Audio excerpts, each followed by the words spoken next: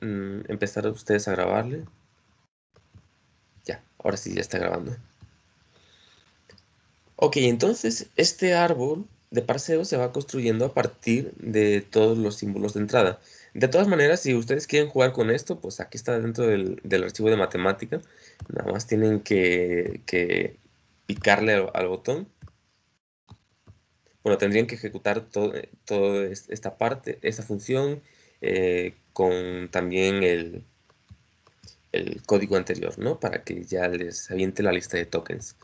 Pero lo que quiero ilustrar en sí es que, bueno, a partir de este procedimiento vamos a poder ir llenando todo este árbol de parseo hasta que al final nos va a quedar un árbol que representa toda la estructura de este programa. Entonces, chéquense como paso por paso va absorbiendo todos los tokens de entrada, y mientras los vas absorbiendo va a estar produciendo nuevas transiciones y va a ir llenando nuestro árbol para que al final ya nos queda todo nuestro programa parseado. Aquí en este diagrama estoy indicando la regla de producción actual, o sea, la que está ejecutando en un instante dado. Ya casi va a terminar el proceso de parseo. Al final, ya hemos terminado porque he encontrado que ha llegado al final del programa, que es un token del tipo dot. Y entonces, bueno, pues ya hemos llegado al árbol de parseo del programa que habíamos escrito aquí arriba. O sea, básicamente he encontrado un método para transformar todo este texto estructurado en un grafo de árbol, el cual nos representa la estructura del programa. Entonces el grafo de arriba es Este de acá. tu... Ajá. Esa es tu Este es, gramática. sí, es la gramática y es solamente para indicar en qué regla de producción estamos. Por ejemplo, o sea, vean que aquí en verde está marcando la regla de producción que está utilizando. En este caso, la regla es que una no terminal de condición va a ir hacia una expresión, un operador y otra expresión. Entonces, esta regla de producción está expresada por medio de esta transición. Y podemos ir viendo cómo en el proceso de parseo se van seleccionando reglas de producción que corresponden a nodos adyacentes dentro del árbol de la gramática, dentro del grafo de la gramática. Y Una ya, duda. sí, Y entonces es posible hacer la... esa es una cuestión nada más. ¿Es posible hacer lo inverso? sí, O o sea, sea, pasar teóricamente sí, ¿no? del árbol a, de nuevo, el código original, ajá, dices. sí. Sí, de hecho, eso Es, es más o menos lo que vamos a tratar de hacer para ya sintetizar el código o sea, para transformar este árbol en ajá. código máquina. Lo que vamos a hacer es, ahora, una vez que ya tenemos este árbol de parseo, vamos a ir recorriéndolo de manera, em, bueno, en un orden que se llama depth first. Es decir, vamos a ir recorriéndolo llegando hasta la máxima profundidad de cada nodo. Por ejemplo, de aquí podría empezar recorriendo este árbol en esta dirección y llegar hasta el final de este primer nodo, y cuando he llegado al final me regreso, voy hasta siempre tratando de llegar al final de cada parte del árbol. Entonces lo que estamos haciendo es explorar primero a profundidad cada nodo. Y bueno, para hacer eso,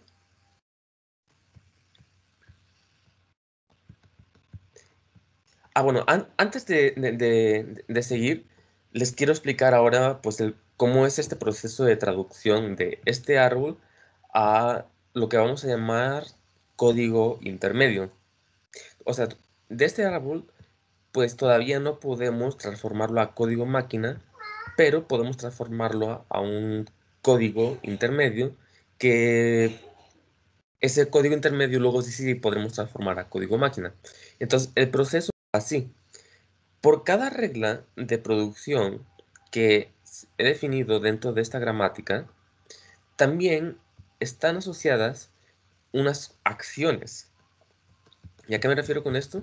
Bueno, aquí abajo tenía la versión bonita de la gramática, o sea, expresada así de una manera que es visualmente fácil de entender, pero realmente esto es la gramática pasada por una función que como que la hace más bonita.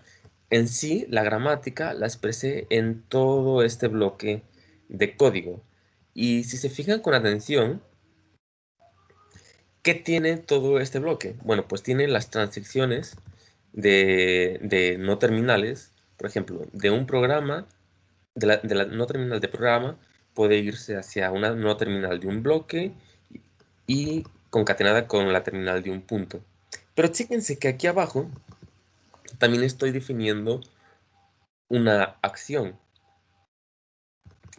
que va a asociar esta regla de producción de la gramática.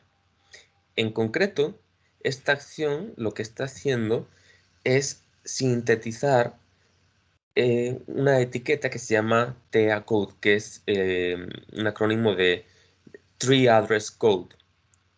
Entonces, esta acción lo que nos va a ir indicando es cómo sintetizar los elementos que están en la no terminal de la regla de producción. Aquí lo que nos dice esta parte es, ok, puedes sintetizar este no terminal de bloque a partir del TA code del propio bloque. Y si nos vamos a la definición del bloque, bueno, pues aquí tenemos que esta regla de producción va de block a una no terminal, que es para una opcional de constantes, una no terminal, que es para una opcional de declaración de variables, de procedimientos, y luego un statement. Y el TA code lo que nos va a hacer es que va a estar sintetizando todo esto a partir del TA code de todas las no terminales que aquí hemos puesto. Por ejemplo, aquí primero pone el TA code del statement, luego un return y luego van los TA codes de las declaraciones de variables. Y así voy a hacerlo con cada una de las reglas de producción. Entonces, estos TA codes lo que los vamos a utilizar para que cuando vayamos recorriendo el árbol, al mismo tiempo vayamos sintetizando todos los valores que se van produciendo en las reglas de producción, válgase la redundancia. Formalmente, lo que se suele decir es que a esta gramática tenemos asociada una regla semántica, y esta regla semántica nos dice cómo evaluar la producción. Entonces, lo que vamos a hacer en esta parte es sintetizar el árbol de parseo a partir de estas reglas semánticas que yo arriba llamé acción. Entonces, nada más para que no se pierdan, les voy a mostrar un ejemplo. Aquí lo que voy a hacer es mostrarles cómo se sintetiza un programa como este.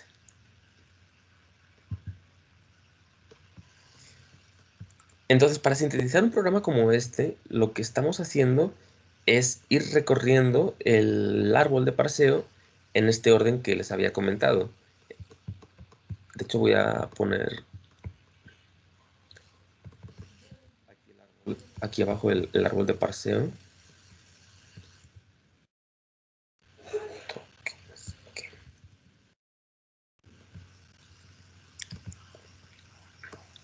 Ok, entonces pueden ir viendo que para recorrer este árbol de parseo va primero a comenzar en la última terminal.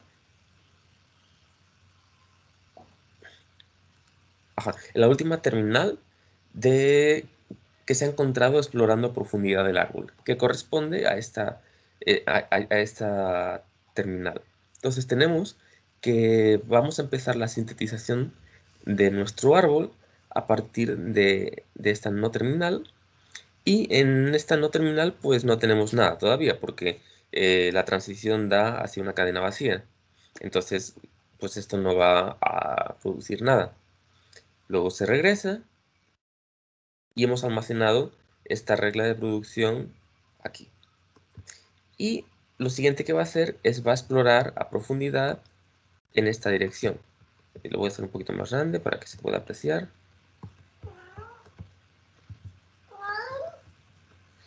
Ok, ¿y con qué se encuentra? Bueno, pues yendo a profundidad en esta dirección, lo primero que se encuentra es con el término var.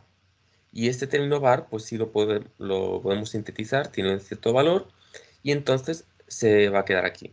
Tenemos var y es sintetizado con un valor var. Luego tenemos el identificador, que también lo ha encontrado aquí, y tiene un valor n.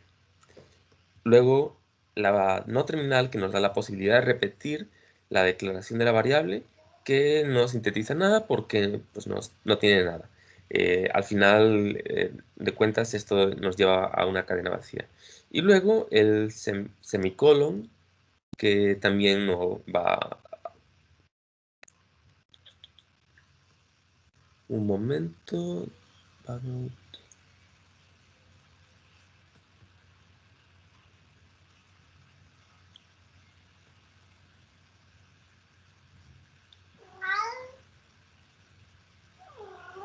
Ok. Entonces, efectivamente, pues esto no nos lleva, o sea, este no nos lleva a nada, pero a la hora de sintetizar este término, lo que nos va a quedar es que, ok, tenemos una declaración de variable, tenemos la variable, el identificador, y de todos estos pasos anteriores podemos sintetizar cuál va a ser el valor de este identificador. Así que la regla semántica asociada a esta producción pues va a sintetizar a esto que tenemos aquí, que es un código de 3 direcciones, que lo único que hace es establecer la declaración de una variable. Y después de que ya termina de explorar aquí, se regresa y ahora se nos va por acá, nos lleva directamente a procedure, que es lo que vemos aquí en la siguiente parte. El identificador de este procedimiento pues va a ser count. Se va a quedar aquí, luego viene un punto y coma, luego todas las posibilidades de repetición, de constantes, variables y procedimientos, que en este caso aquí no va a haber nada, y como no va a haber no hay nada aquí, pues todo esto se queda vacío. Pero luego llegamos a este statement, empezamos con un begin, que nos aparece acá, y luego tenemos un identificador que va a ser la variable n, que está por acá. Y entonces vean cómo estamos recorriendo el árbol en este orden que es el depth first, o sea, primero profundidad, porque estamos explorando cada uno de los nodos a profundidad. Y cuando alcanzamos la parte más profunda es cuando nos regresamos. Y así recorriendo todos estos nodos a profundidad y al mismo tiempo estar aplicando estas reglas de semánticas, pues a lo que vamos a llegar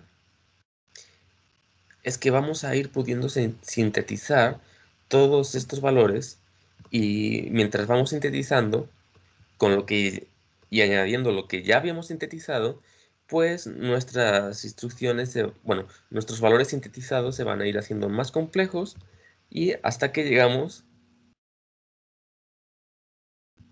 a las primeras reglas de producción. Por ejemplo, ya cuando hemos llegado aquí, hemos sintetizado todo esto y ya cuando hemos llegado hasta la última regla de producción, es decir, que ya hemos terminado de recorrer el árbol y nos hemos regresado hasta acá, ya nos ha quedado una sintetización como esta. Esto todavía no es código máquina, pero es código de 3 direcciones. Es una especie de código intermedio que ahora sí que vamos a poder traducir a código máquina. ¿Qué pasó aquí? ¿Qué hice?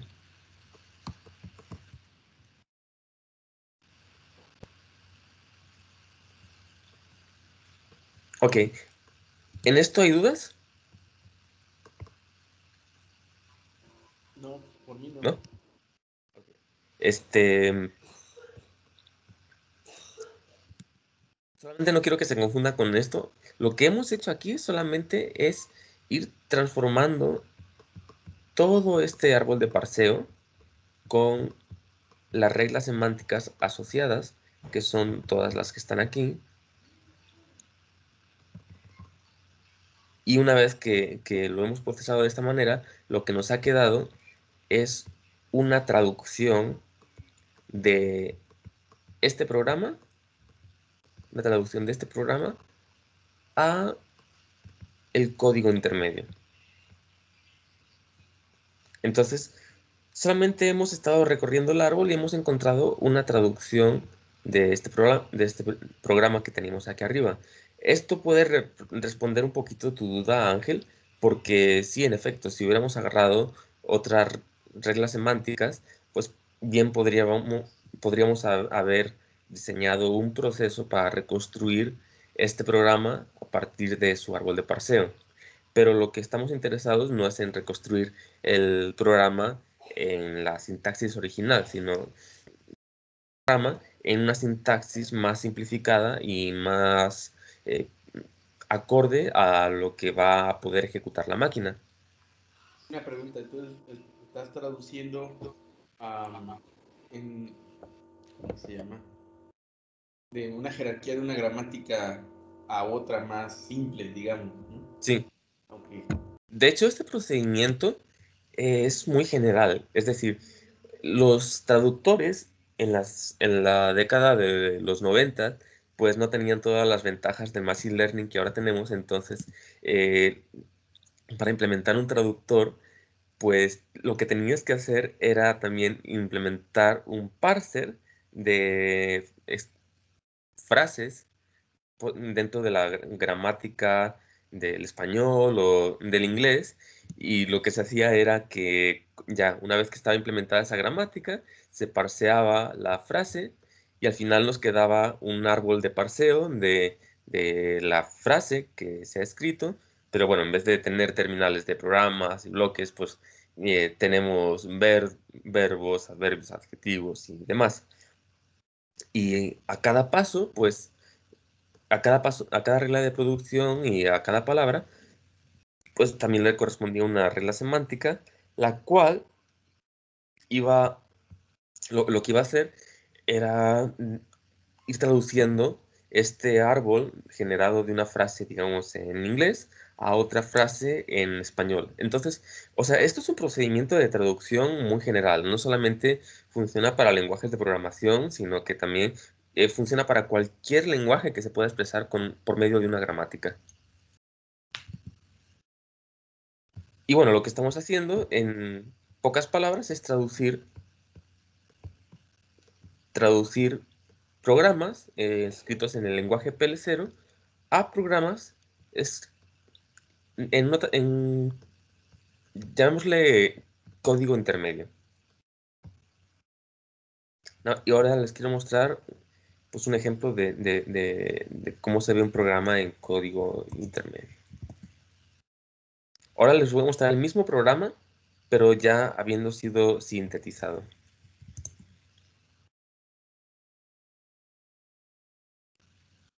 Ok, este código intermedio también lo había llamado Three Address Code, o sea, código de 3 direcciones, porque es el máximo número de argumentos que puede tener cada instrucción. Chéquense, o sea, este programa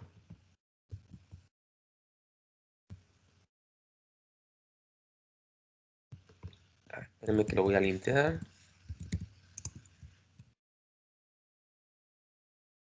Ya ni me acuerdo cómo lintear.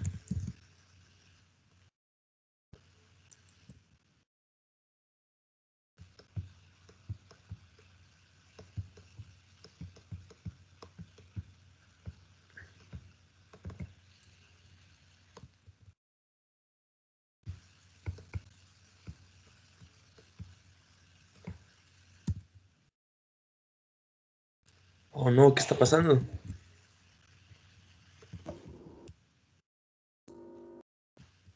Ah, ya. Faltaba, faltaba esto. Ok, entonces ya tengo el programa linteado, de manera que se vea bonito que es cada parte del programa. Y este programa, por medio del proceso de parseo, ha sido compilado a código intermedio o código de 3 direcciones, que es exactamente esto. Entonces podemos comenzar a ver la equivalencia entre ambos programas. Aquí el orden de las instrucciones está invertido, es decir, em, dentro del programa escrito en PL0, pues teníamos primero la declaración de variables y de procedimientos y luego la rutina principal, mientras que ya compilado, lo que nos aparece primero es lo que está en la rutina principal. El programa comienza llamando a este procedimiento count, entonces lo primero que va a hacer es una llamada a count y después de ejecutar la llamada a count, lo que va a hacer es escribir lo que sea que esté en la etiqueta n y ya termina el programa.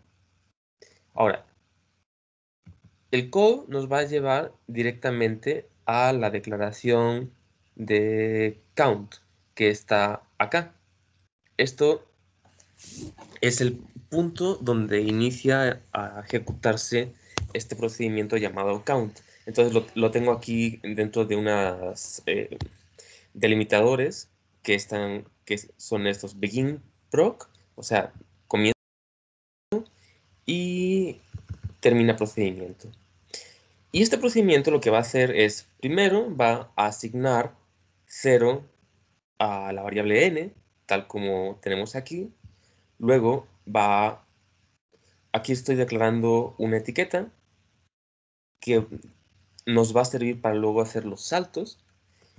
Luego, después lo que hacemos es comparar 10 con n, es decir, estamos haciendo esta operación y la siguiente pregunta. Si no son iguales, es decir, si el resultado de la operación anterior no son iguales, ambos números, pues tendremos que saltar hacia la posición dada por esta etiqueta, que es esta de acá.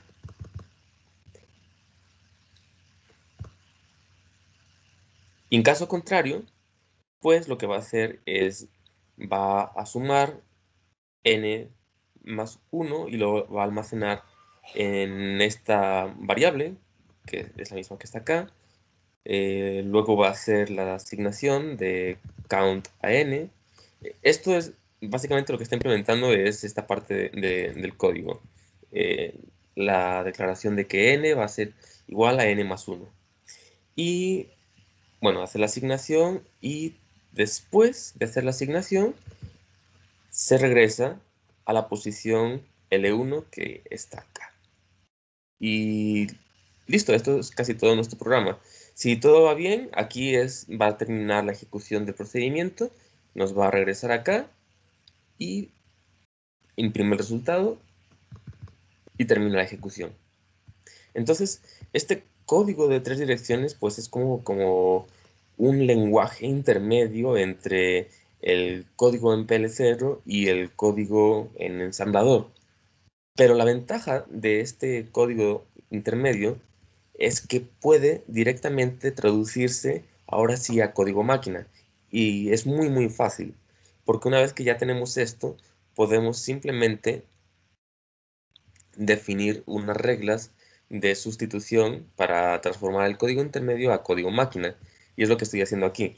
Y es tan simple como que lo único que estamos haciendo es transformar cómo son las instrucciones en código intermedio a su equivalente en código máquina. Hay instrucciones en código intermedio que cuando las transformemos, lo que va a hacer es que nos va a llevar a varias instrucciones de código máquina. Y está bien, o sea, el código intermedio todavía es una simplificación del programa. Pero la ventaja que tiene el código intermedio es que es independiente de la máquina objetivo. Entonces, si yo quisiera ahora hacer un compilador que en vez de compilar hacia la máquina virtual con la arquitectura que hemos establecido, si yo quisiera que compilara directamente un ejecutable de Windows o de Linux, pues yo podría hacerlo, o sea, podría definir cómo transforma este código de tres direcciones en código máquina para la plataforma que yo quiera. Entonces, digamos que este código intermedio es algo muy general. De hecho, hasta el punto de que los compiladores, como los compiladores de C, voy a hacerles el diagramita.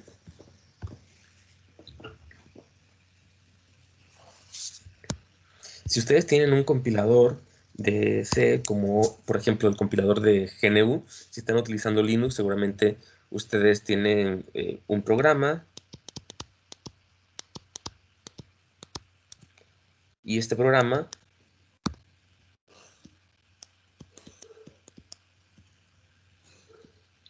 entra al compilador de Linux, que si el programa estaba escrito en C++, pues va a ser G++, el nombre del ejecutable del compilador.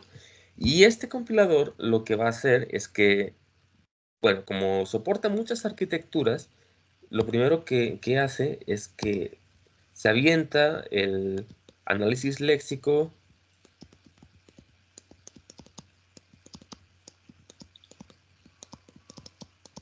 luego se avienta el proceso de parseo. ¿Están viendo? ¿Pusiste Ah, algo? perdón.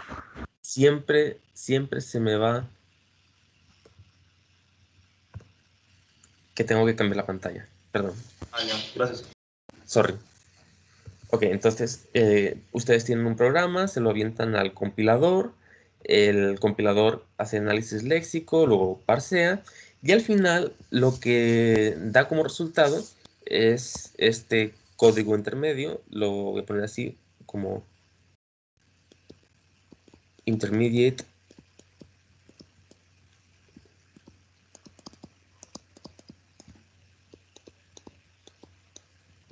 Se suele abreviar por IC.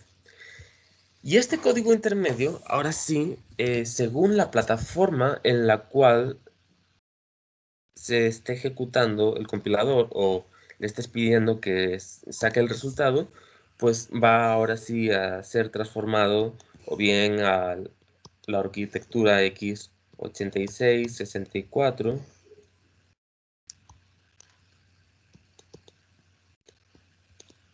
o bien a la arquitectura ARM, o bien a la arquitectura, no sé, PowerPC, que son diferentes arquitecturas de chips.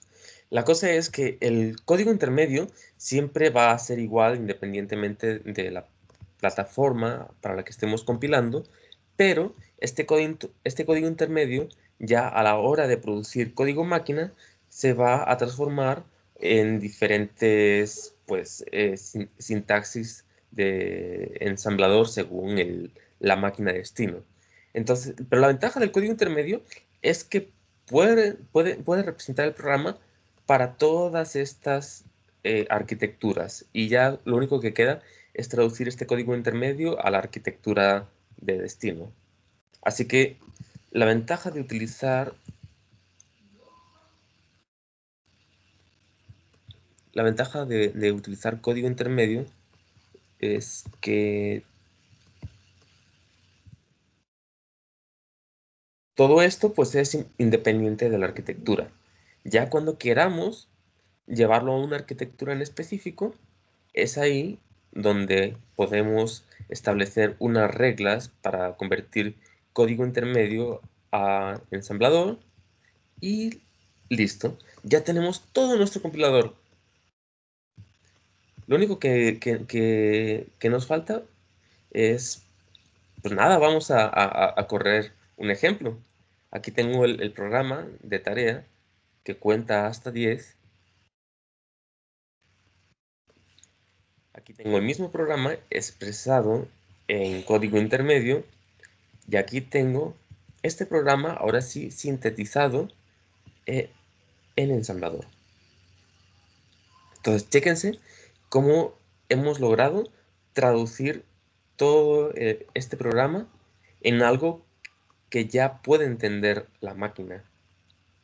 Y realmente es muy parecido el código intermedio al código de ensamblador, solamente tiene algunas diferencias, como que este if not equal ahora ha sido transformado a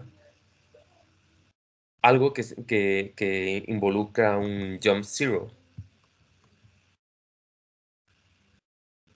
Chéquense que aquí este if not equal, la regla de sustitución fue que lo sustituyera por un jump zero. Entonces es así como se van transformando estas condicionales. Simplemente con una regla de sustitución, y resulta que las condicionales, pues ahora dentro del código en ensamblador de la máquina objetivo, pues se puede representar por un jump zero. Y ya está, ya tenemos nuestro compilador listo y podemos compilar código como este y ¿Puedes ejecutarlo. regresarle un poco para terminar de comparar el código intermedio con el... Ándale, nada más.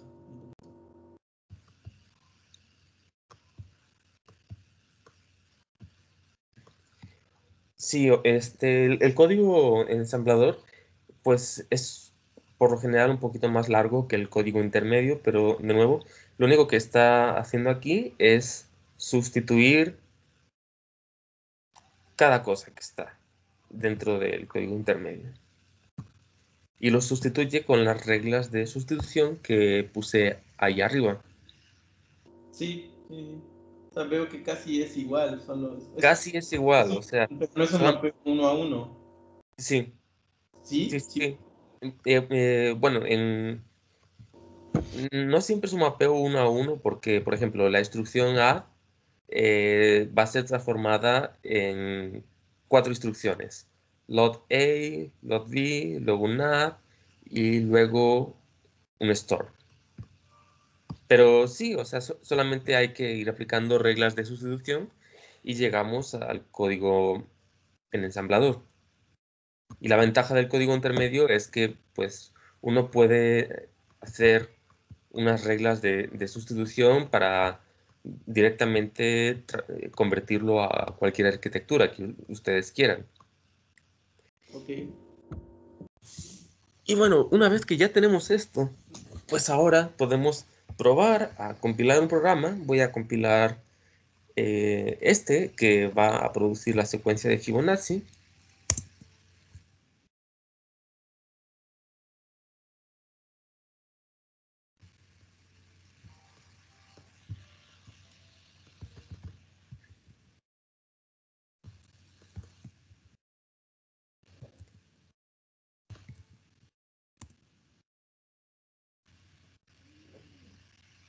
Ok, entonces resulta que el programa que nos calcula la secuencia de Fibonacci compilado se ve así.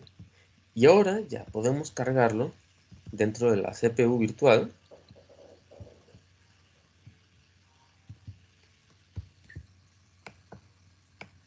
Me voy a ir hasta el final, que es donde están las funciones de visualización.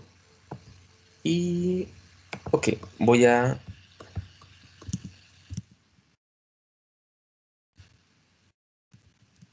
simplemente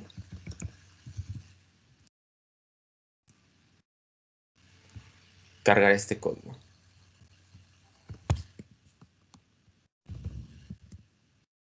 Le voy a poner aquí máximo de 350 iteraciones. para que sobre.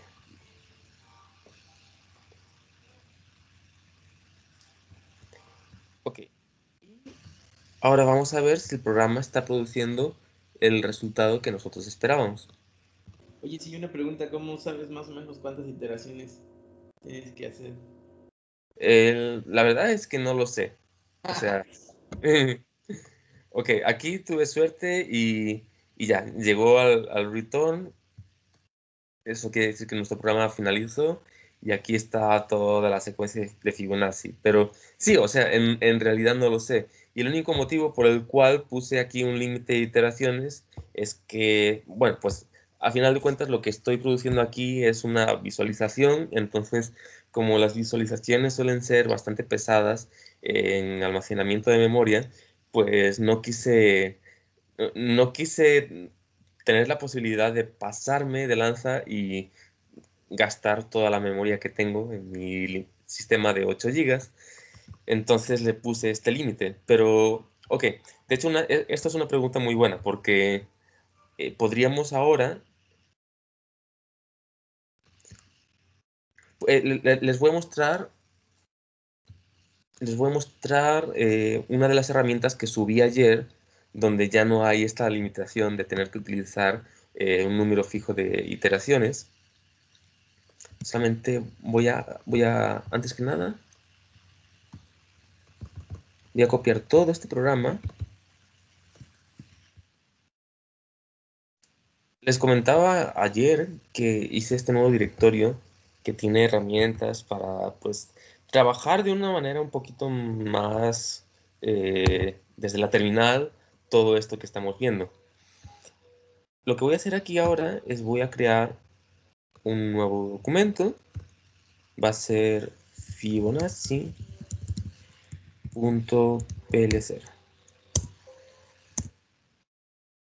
Y aquí voy a copiar este programa, calcula la secuencia de Fibonacci. Una vez que ya tengo esto, pues podemos compilarlo. Recuerden que si tienen dudas de cómo utilizar todo esto, aquí le acompaño con ese archivo que nos dice cómo compilar. Entonces, si queremos compilar un archivo en PL0, al parecer tendríamos que estar ejecutando una instrucción como esta. Solamente que, bueno, queremos compilar el código de Fibonacci. Entonces, aquí en vez de poner el que cuenta hasta 10, voy a poner Fibonacci igual aquí.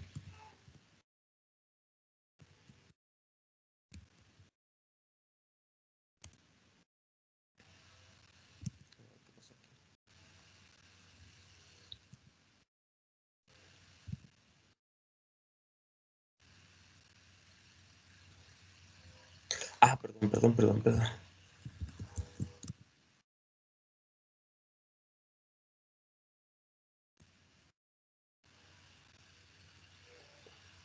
Ok, entonces ya, está compilando.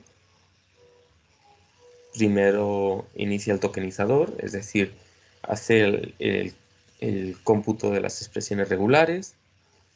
Luego ejecuta el tokenizador, el parseo súper rápido y listo. Ya después tenemos una versión compilada de este programa que calcula la secuencia de Fibonacci. Si ustedes abren este archivo ejecutable que nos acaba de salir, pues lo único que van a ver es de nuevo una serie de instrucciones, cada una de las cuales está en notación de ensamblador. Y bueno, este programa ya lo pueden ejecutar dentro de una máquina virtual. Ahora, como les estaba comentando, la máquina virtual de matemática pues tiene el problema de que como está enfocada en la visualización, si pongo un número exagerado de iteraciones y resulta que el programa nunca se detiene, pues me va a tronar la memoria. Pero no, esto no me va a pasar dentro de esta versión en C++. Así que con más confianza podemos poner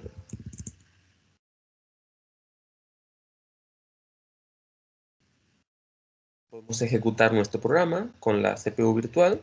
Vamos a ponerle como archivo de entrada Fibonacci.bme. Y entonces ya cuando ejecutamos esto vamos a ver que en un instante ya ha colocado, ya ha calculado la solución y nos aparece el estado final de la máquina. Si ustedes quieren irlo viendo paso por paso, pues podríamos poner aquí el guión B y entonces ahora sí podríamos ver la ejecución de la máquina paso por paso, cómo va leyendo cada una de las instrucciones y cómo va procesándolas. Digo, en esta versión pues no hay una visualización tan bonita de la memoria, pues a fin de cuentas la ventaja que tiene es que es mucho más rápida y podemos ir viendo cómo va avanzando. ¿Hasta aquí hay dudas? No, nada más estoy tratando de seguirte. Dame un minuto. Yo la verdad Entonces, tengo una ¿tienen duda. dudas? Yo tengo una duda. Sí. Es híjole, va un poco más atrás, o al menos no tanto en el proceso, sino más en el concepto. Sí. Y es cuando mencionabas que en las reglas semánticas, Ujú. mencionas que se pueden aplicar a cualquier palabra, frase, yo no sé cómo decirlo, Eh, algo de ese estilo. O sí, sea, o sea, como que se podían, digamos que generalizar. sí, o sea, este procedimiento es un procedimiento de traducción en general. No solamente es aplicable a código y programas, sino que eh, en sí este procedimiento te sirve para traducir de un lenguaje a otro sin importar qué tipo de lenguaje. Lo único el único requisito es que el lenguaje esté escrito por una gramática. Ah, pues precisamente mi duda era si esas reglas semánticas se aplican porque usaste tal gramática desde mucho antes, o esas reglas semánticas aplican con otra gramática o es particular de esa Ah, gramática.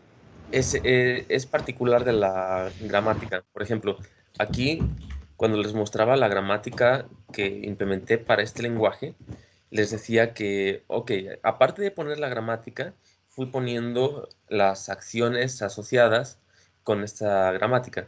Y estas acciones son propiamente las reglas semánticas. Em, y lo único que van indicando es cómo se va a ir transformando esta gramática, bueno, cómo va a ir traduciendo lo que vayan encontrando dentro de esta gramática.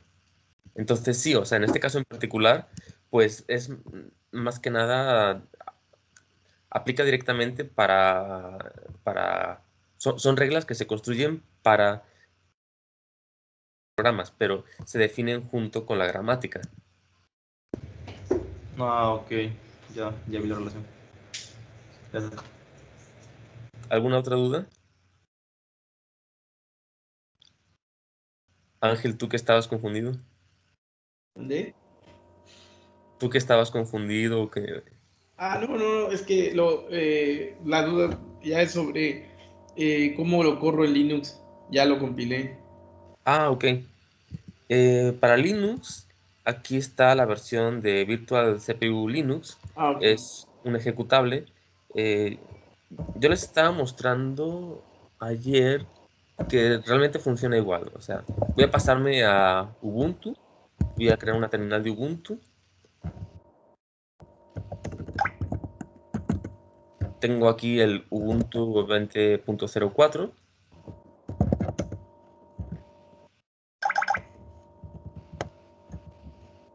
Ok, entonces documentos, eh, programación científica, CD unidad 1, CD tools.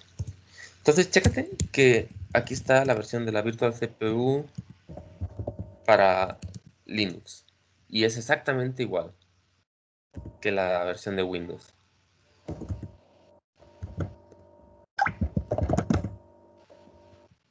Mm, ¿Si has Tengo, podido tengo algún ejecutarla? problema acá. que me da orden no encontrada. O sea, le doy punto slash y virtual CPU y no lo ejecuta. A lo No sé. mejor tienes que marcarlo como ejecutable. Ah, Recuerda que tienes que CH. hacer el chmod más x y el nombre del Listo. archivo, ¿no? Ah, ok. Tendrías que hacer algo como esto para Sí, ya. transformarlo Parece en que un sí. ejecutable. Cierto, gracias. ¿Ya Listo. ocurrió? Sí. Ah, ok. Bueno, pues... Ok, entonces ya para terminar toda esta parte, pues les voy a mostrar ejemplos de programas que se pueden construir con PL0, porque, bueno, a fin de cuentas este lenguaje está bastante limitado.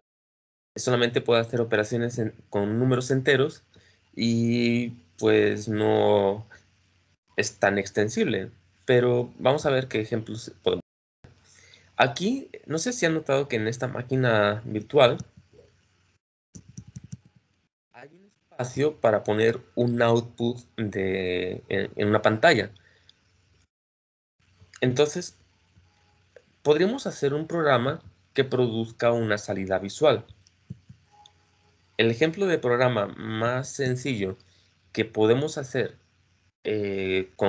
utilizando solamente números enteros y que produzca algo en la pantalla, pues es un automata. Entonces, aquí va. Vamos a un automata celular que corra la regla 90. No sé si han visto antes las definiciones de los autómatas de celulares de Wolfram, pero en esencia son autómatas celulares que se construyen a partir de reglitas muy, muy simples. Por ejemplo,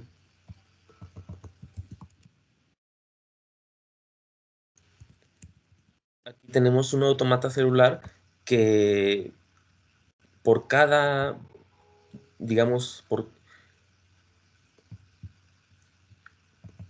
tenemos un vector inicial que tiene solamente un valor 1 y en cada paso vamos a ir calculando cuáles son los siguientes valores por medio de estas reglas. Entonces vemos que, por ejemplo, aquí tenemos blanco, blanco, negro. Y blanco, blanco, negro indica que, en el siguiente va a haber una casilla negra, tal como está acá. Luego, para esta casilla tenemos blanco, negro, blanco. Y blanco, negro, blanco, pues tenemos una casilla vacía. Luego en la siguiente tenemos negro, blanco, blanco. Negro, blanco, blanco produce una casilla negra en la siguiente generación. Y así nos lo podemos llevar sucesivamente. Lo que vamos a hacer ahora es implementar este autómata celular dentro del lenguaje PL0 y vamos a ejecutarlo en la máquina y vamos a ver qué nos sale.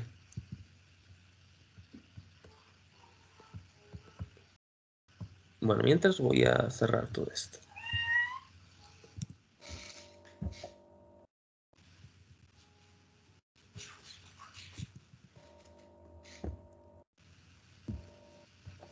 ¿Hay dudas sobre qué es lo que vamos a hacer?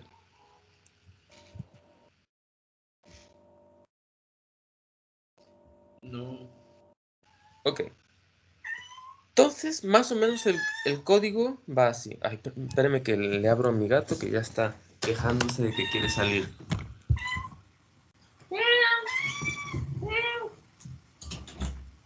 Órale.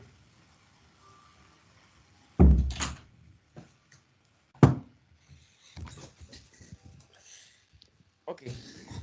Entonces, ¿cómo podemos implementar un automata celular en este lenguaje? Bueno, pues la verdad sí está más complicado de hacer que en otros lenguajes porque pues aquí este lenguaje no tiene ningún constructo para trabajar con arrays, o sea, o listas o vectores. Entonces nos vemos un poco limitados en ese sentido de que como no podemos utilizar arrays, pues vamos a tener que declarar como nuestros arrays de una manera tradicional, que es declarando todas las posibles variables de este array. Entonces, para representar cada una de las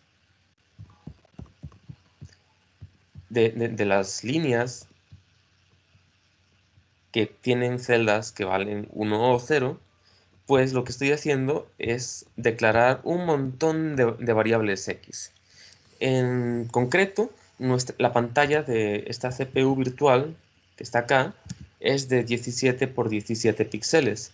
Así que voy a definir 17 variables para cada una de las líneas. Entonces tengo x0, x1, x2 hasta x16. Y como necesitamos ir almacenando los valores nuevos para la siguiente línea, pues también voy a definir unas nuevas variables que van a ser el nuevo x0, nuevo x1 hasta el nuevo x16. Y también voy a definir variables para denotar el valor de la celda de la izquierda que estamos procesando, la celda central y la celda derecha y el resultado. Y también voy a definir un iterador. Perdón. ¿Y? No, ¿Qué pasó? No, nada, disculpa. Ok. Y bueno, ¿qué es lo que se está haciendo en cada paso? Pues vamos a ir, vamos a definirlo en el procedimiento NextCell. Y este procedimiento NextCell lo que va a hacer es que va a checar los valores de la celda izquierda, la celda del centro y la celda derecha, y según lo que ve aquí, asignará un resultado a la siguiente celda.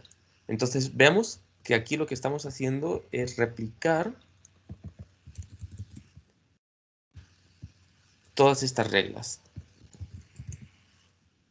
Por ejemplo, 1, 1, 1, 1 va a producir una celda vacía, es decir, que tiene un valor 0.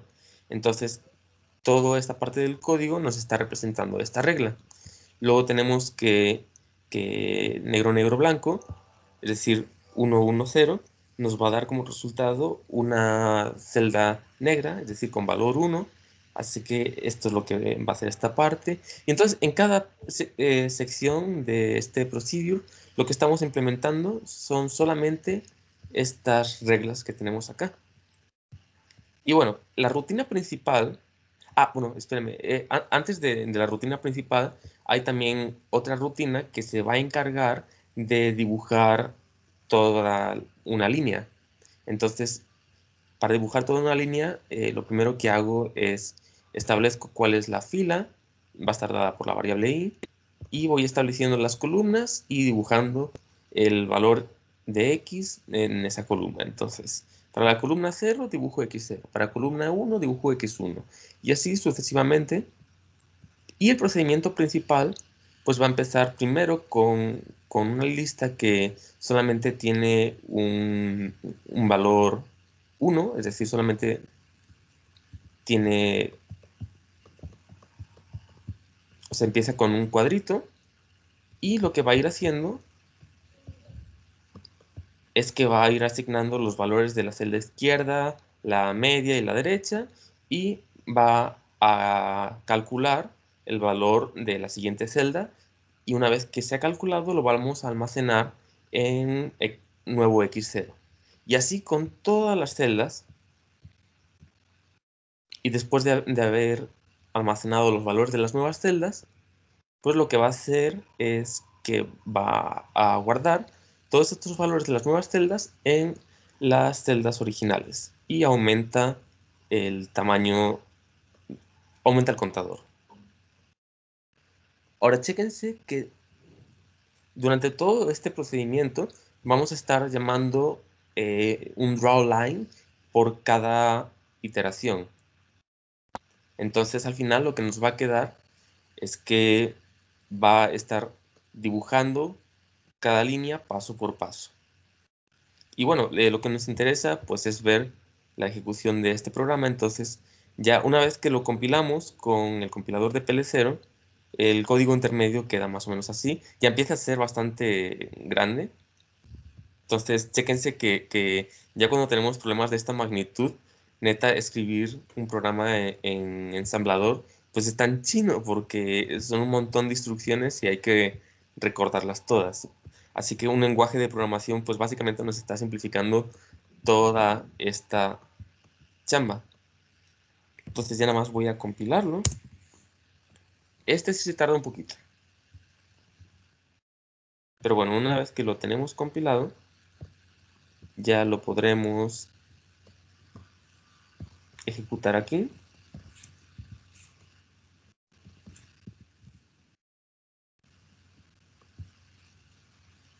¿Qué pasó? Compiló muy rápido. Ah, perdón.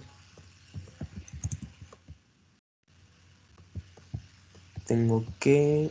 Ah, era que no había definido la nueva variable de programa. Ok, ahí va.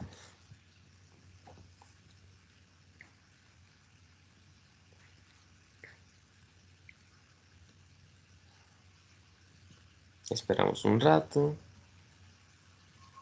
Pueden contarme una historia mientras esperamos. No sé qué les ha pasado últimamente. Saquen el chisme.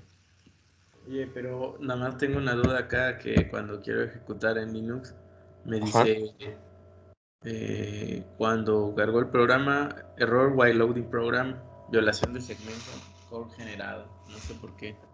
Em, Tengo que verlo con calma. O sea, le doy Wolfram Script y lo trato de compilar, ¿no? Creo que no le pusiste los argumentos suficientes. Porque mira, chécate. Vamos a ver el compilador. Ajá.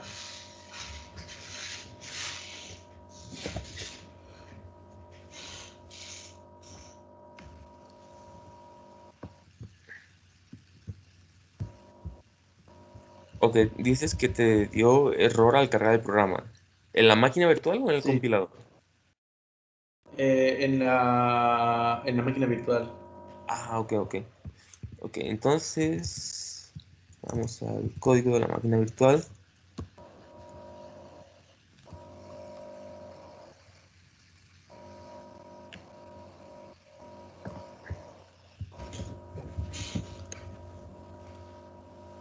Yo tengo la duda, ¿tú lo programaste todo desde cero en el C++ o lo tradujiste de matemática de alguna forma? No, lo programé todo. De hecho, Ah, pues es muy parecido. Ok, lo que está pasando aquí es que no he encontrado el archivo. Yo creo que te equivocaste un poquito en el path. Eh, re- ok. Nada más te recuerdo cómo lo estaba cargando yo en Linux.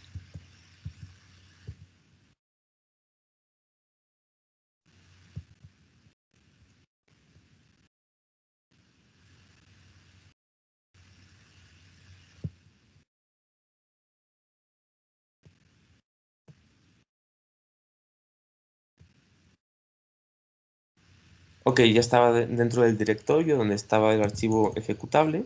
Que el archivo ejecutable, a ver, vamos a correr el de Fibonacci. Entonces, aquí sería virtual CPU, Linux, y como input vamos a poner el de Fibonacci.bme. ¿Y si corrió?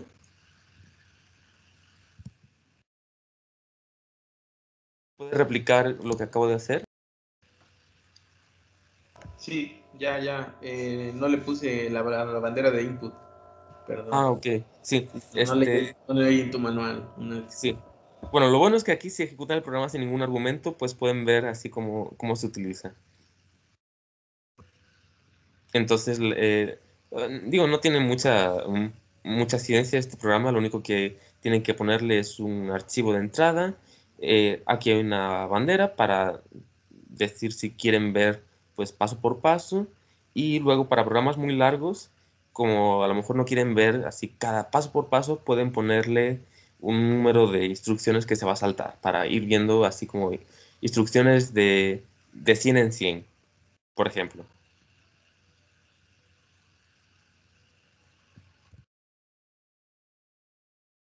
Y bueno, aquí seguimos esperando a que el programa termine de compilar.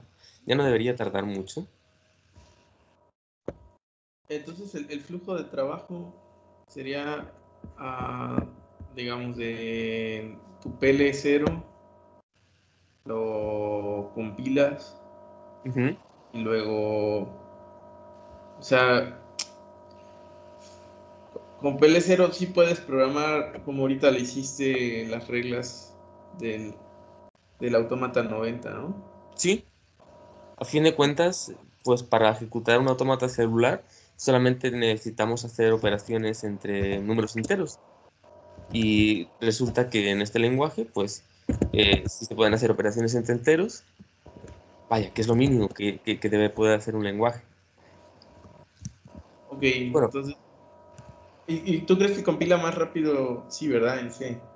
eh, ejecuta más rápido en C. El compilador que les puse ahí es el compilador en código de matemática. No me he aventado a hacer el compilador en C porque, bueno, a fin de cuentas es un curso introductorio. Ah, eh, no. este, Era y, nada a- más la duda, pues. y hacer el compilador en C, pues siento que estaba de más. Pero, ok, ya, compiló. Ahora sí vamos a poder ver la ejecución de esta máquina con el programa que hace, hace la ejecución de la regla 90. Entonces, está tardándose un poquito. Mientras está cargándose aquí, también voy a aprovechar para ponerlo a compilar, pero desde acá, desde las herramientas. Entonces voy a compilar este rule 90 escrito en PL0.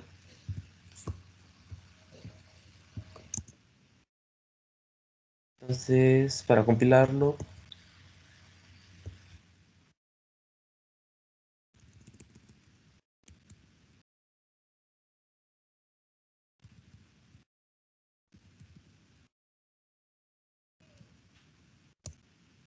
que lo voy a poner aquí a compilar. Y bueno, mientras ya podemos ir viendo la ejecución de este programa en la versión en matemática. Ahora sí, nos queda así todo un programa gigantesco que tiene en total 809 instrucciones, bueno, contando las declaraciones de variables. Y fue por eso que decidí ponerle a esta máquina en total 1 kilobyte de memoria, porque este era el programa más grande que salió a este curso. Entonces vemos que, ok, aquí ya tardan muchas más iteraciones en producir algo. De hecho, con 350 apenas llegamos a escribir la primera fila. Podemos ponerle 1000 iteraciones, a ver qué sale. Y ya noten que aquí empieza a ser un poquito lento. Es por eso que hice la versión de la máquina virtual en C, porque pues aquí tarda bastante, ¿no? Pero en C se ejecuta rapidísimo.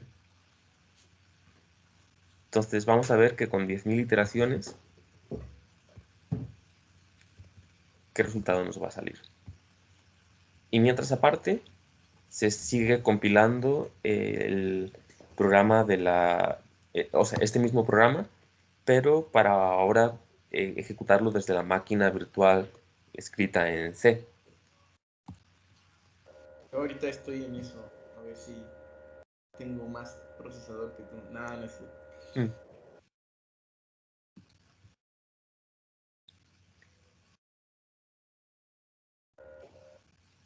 ¿Estás en la lab o en la de escritorio? En la lab, Ay, pues se tarda, ¿no? sí. No, pero de por sí te digo, esta ejecución es bastante lenta, por eso preferí luego al final aventarme la máquina virtual en C. También el compilador es lento por estar utilizando la implementación de regex basada en los autómatas finitos. O sea, si ustedes utilizan una implementación de regex ya más consolidada, pues va a ser muchísimo más rápida. Es por eso que el compilador principalmente se atasca en el paso de la ejecución del tokenizador. Y aquí es donde se lleva la mayor parte del tiempo. Ya el proceso de parseo, una vez que ya tienen los tokens, es mucho más fácil. Pero bueno, la ventaja de esta implementación es que pueden estudiar a fondo cómo está construida. Oye, una duda. Bueno, hablando un poco de los parsers. Ya te había platicado un poco, ¿no?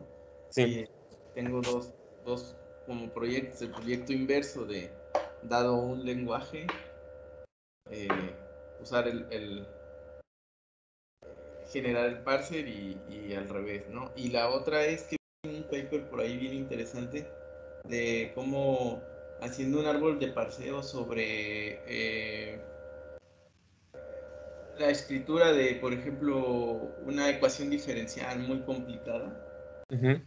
podías a aplicarle Machine Learning al árbol de parseo para que resuelva la ecuación diferencial. ¿Tú sabes algo de eso? ¿Has visto algo de No, eso? no lo había Está visto, muy pero sí fregón. Te lo paso. suena Te lo bastante paso loco. porque le dije, mira, ahí ya tronó tu Maple. Ya no va a poder con esto. Ujú. Porque es infinitamente más poderoso generar un árbol de parseo para la complejidad de ecuación diferencial que quieras, ¿no? Sí. Sí. Entonces, luego te lo paso. Yo ya terminé mi ejecución acá. Ok, Digo, ya compiló. ya compiló, sí. Ajá, sí te gané. Me ganaste. Sí. Y es una compu de 7,000 pesos, ¿eh? No puede De ser. laptop de 7,000 pesos. O sea, compilaste la regla 90. Sí. No manches. Sí, me costó 7,000 pesos en una venta nocturna. Está buena esta compu. Ya la tengo súper golpeada, pero. No puedo Pero creer. la Yo pensé ejecuto que acá. esta máquina era rápida. No, no. Ok, entonces ya. A mí también se me está terminando de compilar. Y listo, ya ha sintetizado el código. Y aquí ya tenemos la versión compilada del programa que ejecuta la regla 90. Como esta versión de matemática no ha terminado de ejecutarse, ya simplemente lo voy a correr aquí.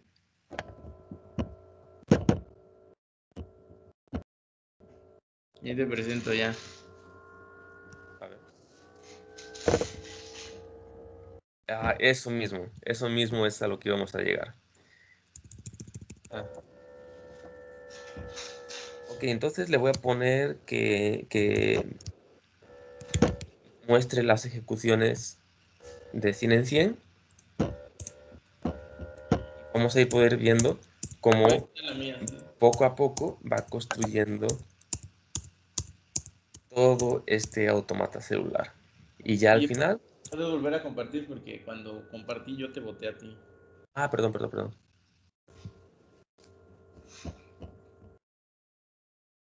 Ok, entonces aquí lo único que les estoy mostrando es la ejecución de este programa que acabo de compilar dentro de la máquina virtual en C y la estoy mostrando con 1000 pasos entre cada visualización. O sea, ejecuta 1000 instrucciones entre cada visualización y así podemos ir viendo cómo va avanzando y va dibujando este automata celular. Termina la ejecución. Entonces, así para recapitular, lo que hemos visto hasta ahora es todo un stack de herramientas para poder escribir código en ensamblador dada cierta arquitectura, compilar el código en PL0 para esa misma arquitectura y ejecutarla en una máquina virtual. Ayer Hermosilla hizo una pregunta bastante interesante. Ya voy a cerrar esto. Y voy a dejar de compartir la pantalla. Ayer Hermosilla hizo una pregunta bastante interesante, que es que, bueno, ¿y qué pasa con los lenguajes como Python? ¿Cómo es que el intérprete pues le da sentido? Entonces, lo que acabamos de hacer aquí es casi exactamente lo mismo que lo que hace Python.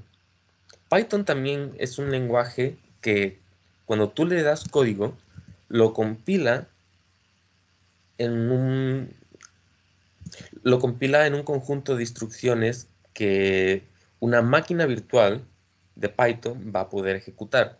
O sea, cuando ustedes tienen un código en Python con extensión .py, pruébenlo a correrlo y van a ver que automáticamente les va a salir al lado un archivo con el mismo nombre, pero con extensión .pyc. Ok, ese archivo de PyC es la versión en bytecode compilada del archivo en Python. Y entonces Python, a la hora de ejecutar el programa, lo que está haciendo es ejecutar este bytecode dentro de una máquina virtual, que es exactamente lo mismo que hemos hecho nosotros hasta ahora. La única diferencia entre esta máquina virtual que yo les presenté aquí y la máquina virtual de Python es que la máquina virtual de Python tiene funciones para poder asociar em, llamadas desde Python a, digamos, o sea, podemos asociar funciones de C, a lo mejor, a llamadas de funciones en Python.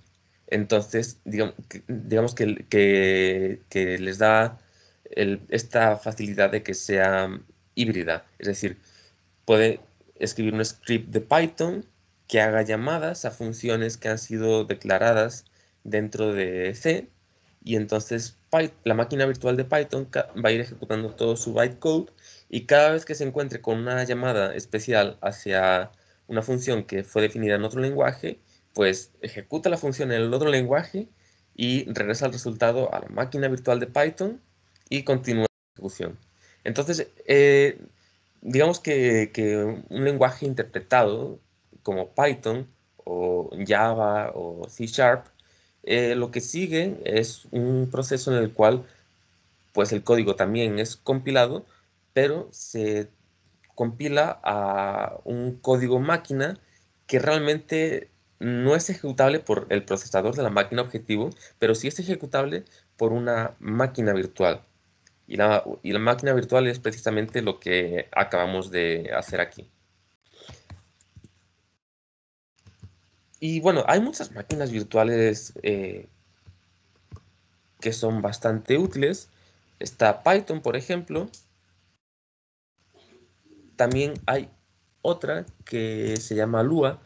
Es bastante útil para cuando ustedes tienen un programa en C y lo quieren extender con un lenguaje de scripting. Entonces, Lua lo que es en sí es un compilador que compila el código a bytecode y tiene una máquina virtual así muy parecida a la que acabamos de hacer, que está basada en registros. Tiene una máquina virtual que corre el código compilado de Lua y pues ustedes cuando programan la interfaz de su programa con Lua, pues pueden definir funciones desde C o desde otro lenguaje a las cuales Lua pueda llamar dentro de sí. Entonces, tener un lenguaje de scripting como Python o Lua, lo que les permite es extender la funcionalidad de su programa en C. A ver, por ejemplo, bueno, ¿hasta aquí hay alguna duda? Ok.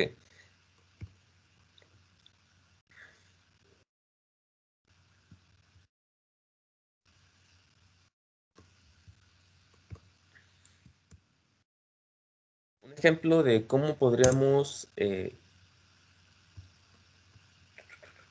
¿dónde está?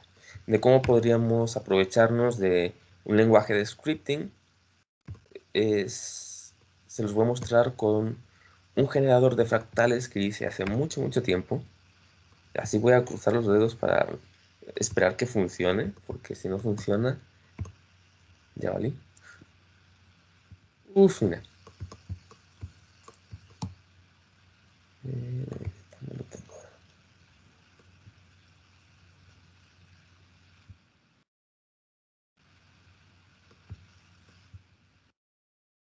No puede ser, no tengo el ejecutable aquí. Espérame tantito.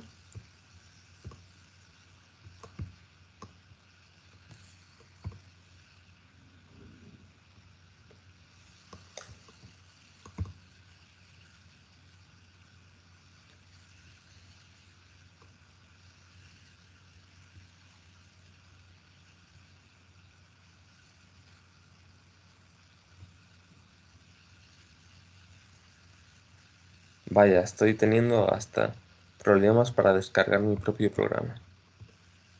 No puede ser. Ahí está.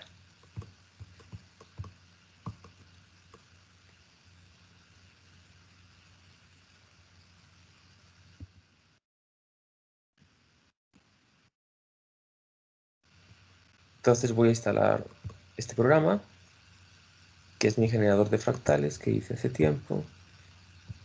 Obviamente no voy a leer la licencia que puse, ni siquiera aunque es mi propio programa. Y bueno, al ejecutarlo,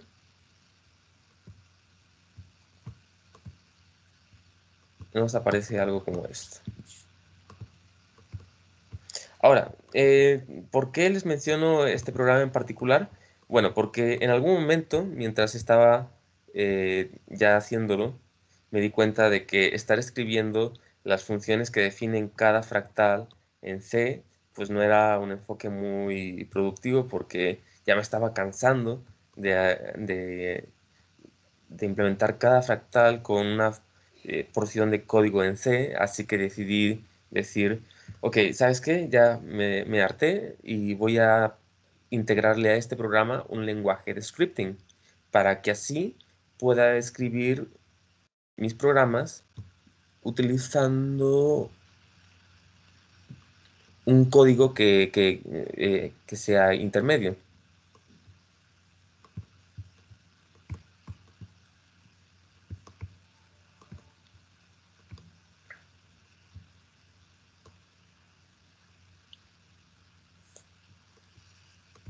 Ok, entonces, cuando ustedes ejecutan este programa, aquí directamente se va a crear una carpeta que tiene este directorio llamado user scripts.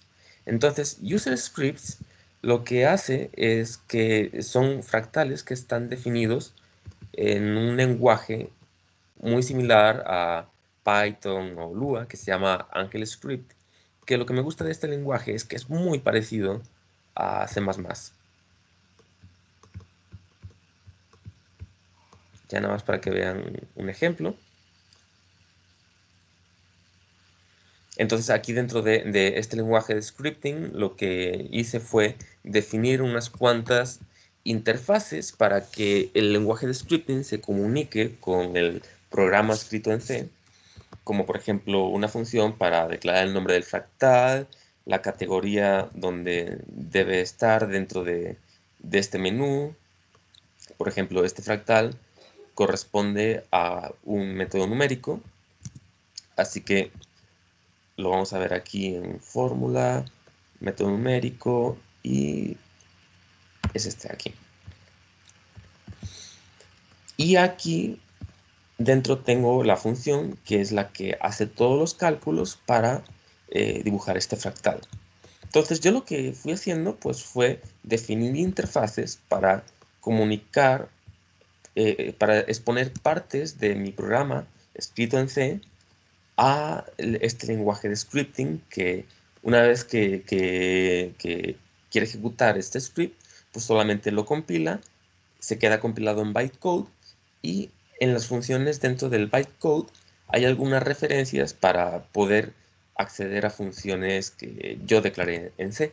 Entonces lo que tenemos es como un programa híbrido que por una parte está hecho en C++, pero por otra parte también está escrito, eh, está basado en un lenguaje de scripting que a la hora de cargar cada uno de estos scripts los compila y una vez compilados ya los deja en la memoria de una manera bastante optimizada.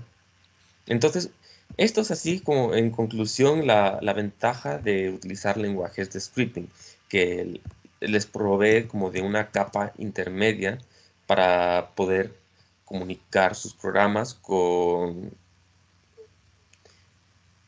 digamos, un código que pueda cambiar el usuario. Y bueno, ya que hemos visto esto, ahora ya vamos a ir a la parte más aplicada, que es, pues vamos a aprender a programar en C++.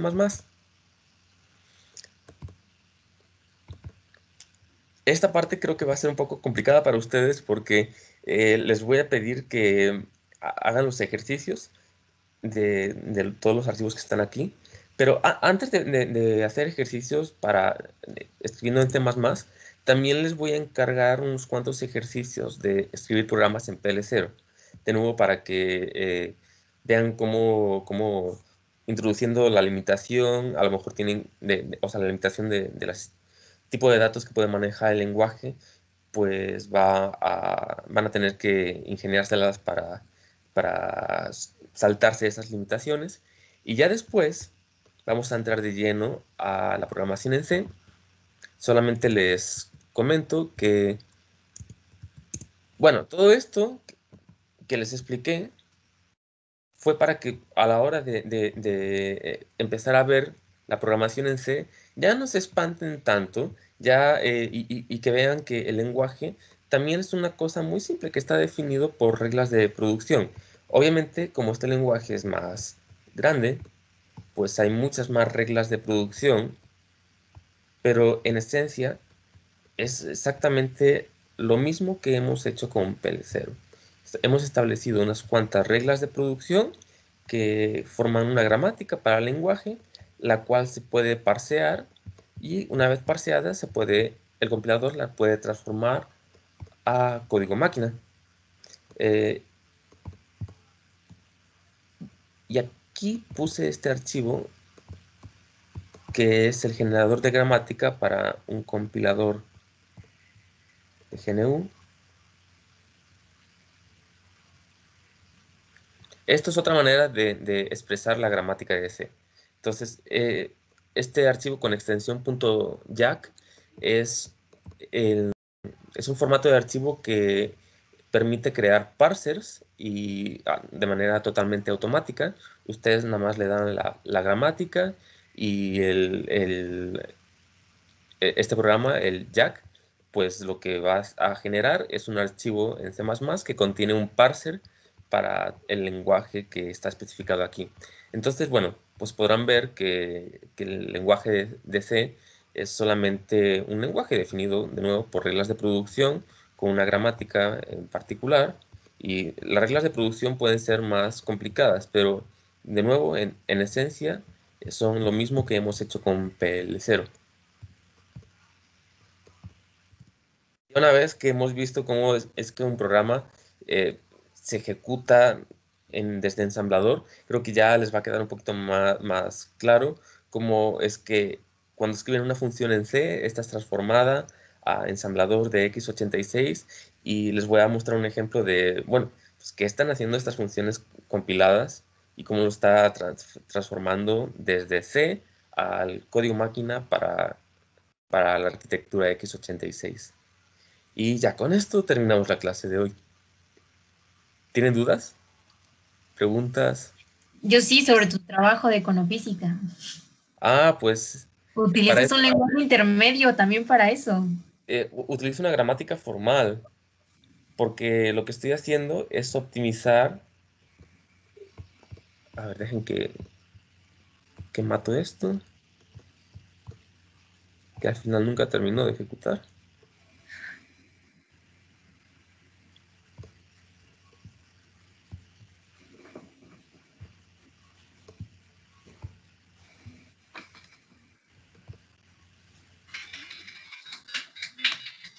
Sí, básicamente lo que estoy haciendo en mi tesis, o sea,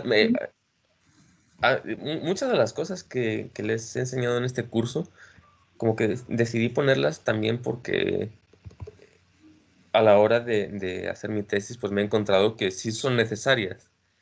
Entonces, yo lo que estoy haciendo es una optimización simbólica, es decir, una optimización basada en una gramática. Mi gramática lo que me define son un conjunto de... Es una gramática que permite expresar estrategias de trading. Entonces yo dentro de mi gramática pues tengo estas reglas de producción que indican cómo puedo expresar una estrategia de trading. En concreto aquí lo que estoy haciendo son operaciones lógicas entre condiciones y operaciones numéricas entre expresiones que representan precios o comparaciones entre precios y valores discretos y estas expresiones de precios pueden ser un indicador técnico en su valor actual o un indicador técnico lagueado con, o sea, digamos, cómo era el indicador técnico hace n, hace n tiempos. Y cada terminal, pues, está dada en términos de estos indicadores técnicos. Tengo un montón de indicadores técnicos y yo lo que estoy haciendo, pues, es generar estrategias. Voy a mostrarles un ejemplo de generación de una estrategia aleatoria. Genero estrategias a partir de la gramática. Entonces, chequen que aquí puedo ir produciendo nuevas estrategias que son producidas por las reglas de producción de la gramática. Aquí no estoy haciendo parsing realmente porque lo que estoy haciendo es lo contrario. O sea, estoy generando programas a partir de la gramática, no ajustando, no estoy creando árboles a partir de un programa con la gramática, sino que más bien estoy a partir de la gramática generando estos árboles y estos árboles pues corresponden a una función, que en este caso es esta de aquí. Y esta función es una estrategia de trading. Así que lo estoy aplicando a la generación de estrategias de trading. De nuevo, o sea, la forma de las estrategias de trading que yo voy a generar, pues va a depender de la gramática. Pero en sí, así es como lo estoy utilizando. ¿Y esa estrategia que estás haciendo, qué te dice? Por ejemplo, mira, la mayoría de las estrategias realmente son malísimas, ¿no? O sea, si uno genera estrategias de trading aleatoriamente, pues lo más probable es que genere una estrategia que pierda dinero en vez de ganar dinero. Entonces, esas estrategias, pues la verdad, así viéndolas, nada más podría decir, bueno, pues aquí parece que está comparando un moving average que suaviza la señal del precio con el precio de apertura. Y también está comparando el error estándar de los retornos del stock que estoy interesado en operar. Y bueno, pues una vez que genero todas estas cosas, las tengo que evaluar con un módulo que simula aplicar la estrategia de trading. Y una vez que tengo aplicada la estrategia de trading, pues ya puedo.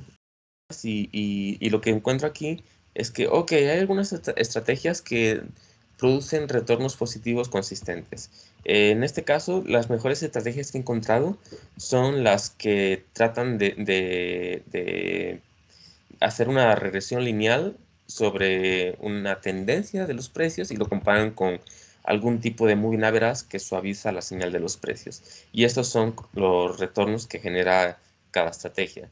Pero lo que voy a hacer, bueno, lo que estoy haciendo más bien es evolucionar estas estrategias para no tenerlas que buscar aleatoriamente, sino buscarlas a partir de una heurística, lo cual me permita optimizar un grupo de estrategias para que ganen consistentemente en el mercado. Y pues eso es lo que estoy haciendo. ¿Qué les iba a comentar? Pues eso, o sea, estoy optimizando simbólicamente a partir de una gramática. Así que pueden utilizar la gramática tanto como para parsear programas y traducirlos o generar programas automáticamente, que es lo que estoy haciendo yo en este caso. Y bueno, ¿alguna otra duda? Puedes programar mi tesis, nada, no es cierto. Este, se queda como tarea.